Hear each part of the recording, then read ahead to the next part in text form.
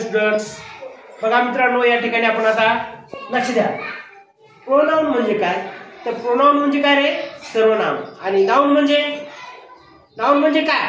नाम म्हणजे नाम. Very good. नाउन म्हणजे नाम. नाम म्हणजेच नाव. बघा मित्रांनो, या ठिकाणी आपण आज नाउन अँड प्रोनाउन हे आज आपण शिकणार.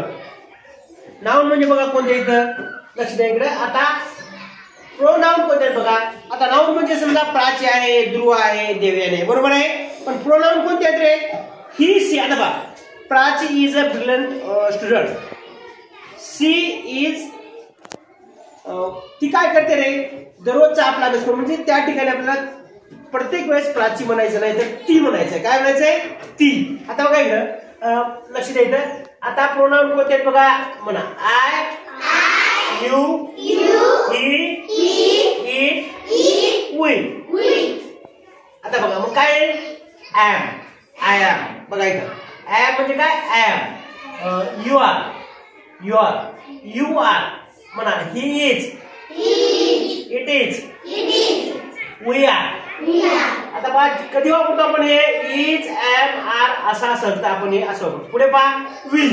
म्हणा I will, you will, he will, it will, we will. Will म्हणजे शकणे आहे का नाही? आम्ही ते काम करू किंवा करू शकतो. आता पहा वूड. वूड कधी वापरतो आपण? आता पहा WOULD. वुल्ड म्हणायचं का? नाही, शॉर्टकट वूड म्हणायचं. काय म्हणायचं? म्हणा wood. I would, you would, he would, it would, we would. आता पुढे पहा हॅव आणि हॅज म्हणजे काय? असणे. आता हे कधी घ्यायचं बघा.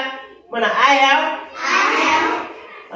You have, he has, it has, we have. आता हॅड कधी घ्यायचं बघा बरं. म्हणा आय हॅड,